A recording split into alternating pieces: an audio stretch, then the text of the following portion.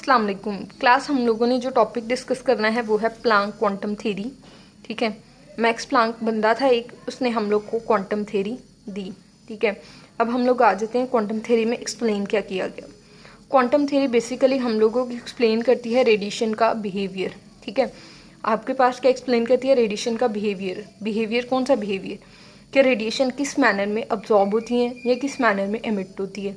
Basically जो quantum theory है वो एक्सप्लेन करिए एमिशन और अब्जॉर्प्शन ऑफ रेडिएशन। ठीक है, तो अब आप लोग कहते हो कि जो रेडिएशन है ना तो वो हर वक्त अब्जॉर्ब होती है, ना ही वो हर वक्त एमिट होती रहती है।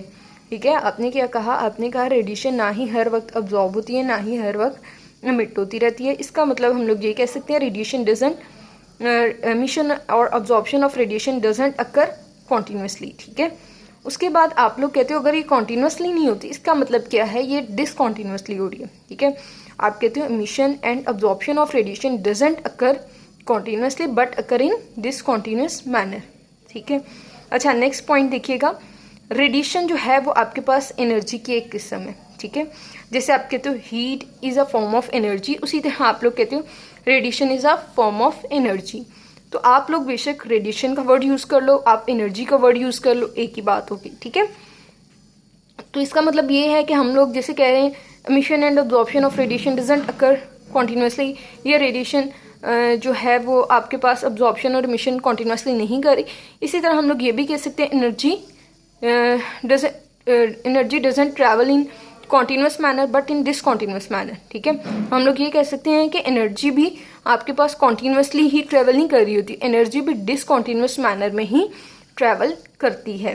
ठीक है, अब आते हैं यूनिट्स ऑफ एनर्जी की तरफ कि जैसे हम लोग कहते हैं मैटर जो है वो बहुत सारे स्मॉलेस्ट पार्टिकल स्मॉलेस्ट यूनिट से मिलकर बने, यानी बहुत सारे एटम से मिलकर बने। वैसे हम लोग कहते हैं कि एनर्जी भी बहुत सारे स्मॉल यूनिट से मिलकर बनी है, जिसको हम लोग क्वांटा का नाम देते हैं। Energy is composed of tiny और स्मॉल यूनिट्स कॉल्ड क्वांटा। ठीक है, इसके बाद हमारे पास आता है कि आप कह रहे हो energy travel in discontinuous manner. तो energy travel in discontinuous manner मतलब कि डिसकॉन्टीन्यूस मैनर मतलब in the form of wave packets और क्वांटा। तो आप लोग ये कह सकते हो energy travel in the form of wave packets और क्वांटा। ठीक है, इसी तरह आपके पास आता है जो क्वांटम ऑफ एनर्जी जो है। ठीक है, एनर्जी का स्मॉलेस्ट पार्टिकल जो है उसको आप क्या नाम देते हो? फोटोन का। ठीक है, इसके अलावा आपके पास अब भी देखो, मैंने ये कहा ना एनर्जी ना ही कॉन्टीन्यूसली एमिट हो रही है, ना ही कॉन्टीन्यूसली अब्जॉर्ब हो रही है। तो अब ये देखिएगा, ये आपके पास एक एटम है और इसमें देखें आपके पास, पहले ये वाला एक्सप्लेन करती हूँ मैं। ठीक है, ये फर्स्ट शेल में एक इलेक्ट्रॉन है, ये फर्स्ट शेल से उठ के सेकेंड में जाना चाह रहे हैं। तो इसका मतलब है अगर इसको नीचे से ऊपर जाना है तो इसको कुछ एनर्जी रिक्वायर है। ठीक है, जब भी इलेक्ट्रॉन फर्स्ट शेल से जंप करते हैं सेकेंड शेल में तो वो ऑब्जॉर्ब करता है एनर्जी। हर चीज नीचे से ऊपर जाने वाली चीज को एनर्जी रिक्वायर होती है। ठीक है, अगर आप लोग के पास बॉल है, आप उसको ऊपर की तरफ उछालते हो तो इसका मतलब आप उसको कुछ एनर्जी दोगे तो वो ऊपर जाएगा ना, खुद ब खुद तो नहीं चला जाएगा। ठीक है, तो इसी तरह आपके पास जब भी आप इलेक्ट्रॉन को फर्स्ट शेल से सेकेंड शेल में लेके जाना चाहते हो तो आप उसको एनर्जी देते हो, उसको एनर्जी प्रोवाइड करते हो, तो ही वो फर्स्ट शेल से सेकेंड शेल में जाता है। ठीक है, यहाँ पे देखिएगा दूसरे वाले में आपके पास इलेक्ट्रॉन सेकेंड शेल में और ये वापस आना चाह रहा है फर्स्ट शेल में। जब भी ऐसा केस होगा, यानी वो ऊपर से नीचे आना चाह रहा है, तो आप वो क्या करेगा? एनर्जी को रिलीज करेगा। ठीक है, तो आप कहते हो when electron jump from the second to first shell emit energy.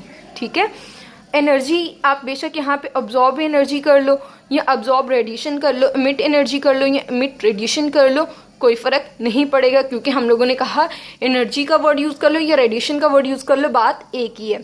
ठीक है, उसके बाद नेक्स्ट पॉइंट देखिएगा, आपने कहा energy is proportional to frequency. ठीक है, एनर्जी क्या है? प्रोपोर्शनल है फ्रीक्वेंसी के। फ्रीक्वेंसी क्या है? नंबर ऑफ वेव्स पर सेकेंड। ठीक है, कोई भी एक एरिया है उसमें से जितनी भी वेव्स एक सेकेंड में गुजरेंगी उसको आप नाम दोगे फ्रीक्वेंसी का। आपने ये प्रोपोर्शनैलिटी का साइन हटाया, आपने लिखा E equals to H mu. ठीक है, एच क्या है आपका? प्लांक कांस्टेंट है। प्लांक कांस्टेंट की वैल्यू क्या होती है? 6.626 इंटू 10⁻34 जॉल सेकेंड। इसको आपने याद करना है, ये आपके न्यूमेरिकल्स के लिए बहुत इंपॉर्टेंट है। ठीक है, अब नेक्स्ट पॉइंट पे आ जाएं। आप कहते हो कि frequency is inversely proportional to wavelength. ठीक है, mu equals to C by lambda. C क्या है, वेलोसिटी ऑफ लाइट है, लैम्डा क्या है, वेवलेंथ है। वेवलेंथ बेसिकली किसको कहते हो, डिस्टेंस बिटवीन सक्सेसिव क्रस्ट और ट्रफ, ठीक है।